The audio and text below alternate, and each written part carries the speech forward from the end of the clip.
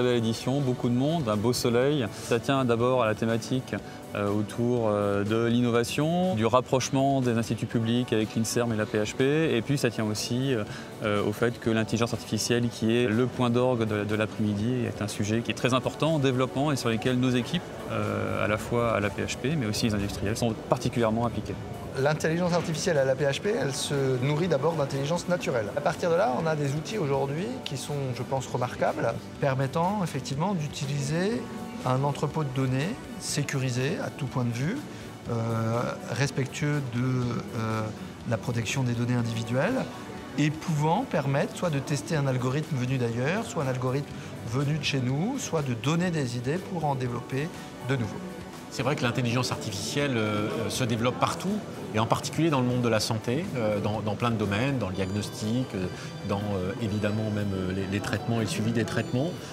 Pour ça, on a multiplié les financements au global, on a presque triplé les financements dans l'intelligence artificielle, et puis on a créé un fonds qu'on appelle Patient Autonome, qui est un fonds qui est à la frontière entre la santé et le digital. Et ce fonds a déjà financé un certain nombre de start-up et beaucoup travaillent de plus en plus avec la PHP. La PHP et BPI France, c'est une longue histoire de beaux projets ensemble.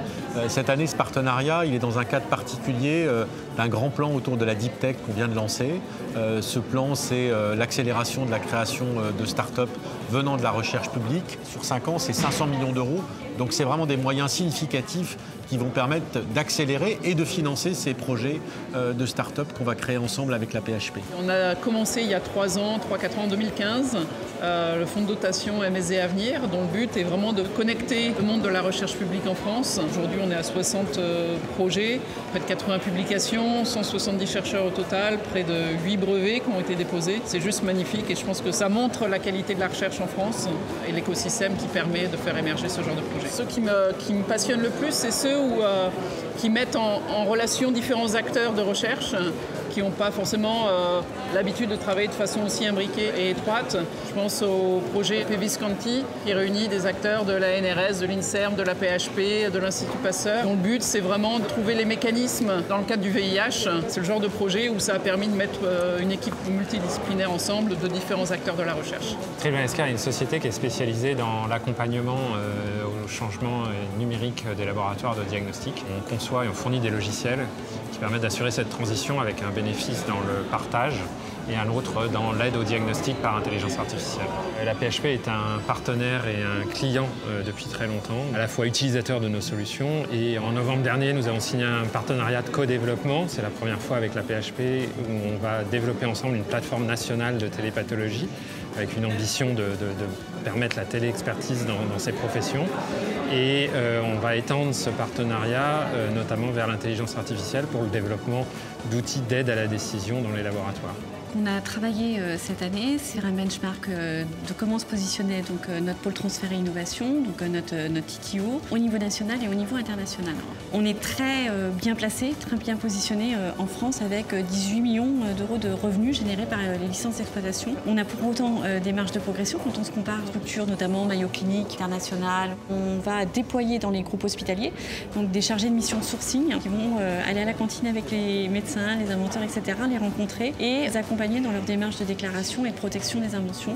Et puis ensuite, on va les emmener sur des guichets de financement et aller chercher des financements pour développer leurs projets. Les trophées 2019, un bon cru, on a un trophée brevet développé en partenariat avec la SAD Paris-Saclay sur l'intubation des jeunes enfants. Un trophée soignant sur lequel le jury a décidé de récompenser 2 équipes, puisqu'effectivement il y avait eu énormément de discussions autour de ces trophées. On a pensé que c'était important de mettre à l'honneur les 2 équipes et pas uniquement une seule. Et puis enfin les trophées internes qui sont là pour les jeunes praticiens hospitaliers et dont on espère toujours avoir un succès grandissant, parce que finalement c'est le futur des innovateurs à la PHP. Ce trophée il est magnifique, il est à l'image de la collaboration avec toute l'équipe de Beaujon. Vraiment, il sera en garde alternée entre la pharmacie et le service clinique. Donc c'est vraiment formidable de pouvoir profiter de cette journée qui montre que notre projet suscite de l'intérêt pour toutes les communautés finalement scientifiques, médicales et ce qui nous motive encore plus à le continuer l'année prochaine auprès d'industriels. Enfin, c'est vraiment une très très bonne nouvelle. Je l'ai mis dans mon sac. Je travaille à l'hôpital Raymond Poincaré qui est centre de la prise en charge du handicap pour la PHP. On a une action au niveau national pour tous les enfants handicapés. Tout ce travail, j'aurais jamais pu le faire si je n'avais pas eu le soutien du CIC, du service d'imagerie, des explorations fonctionnelles de l'hôpital. Donc encore une fois, c'est vraiment un travail d'équipe et pas le travail d'une seule personne. Pinov est un endroit extrêmement intéressant. Il y a beaucoup d'industriels qui viennent ici, il y a beaucoup de collègues. Donc j'espère que ça va générer des discussions intéressantes qui nous permettront d'avancer sur ce projet. Le premier message que j'ai à adresser, c'est merci et bravo. Quand je vois aujourd'hui par rapport à 3 ou 4 ans, il y a des incitations nouvelles qui ont été créées, des modes de financement différents. La Fondation pour la recherche n'existait pas il y a 3 ans, elle existe aujourd'hui, elle vient au soutien de projets.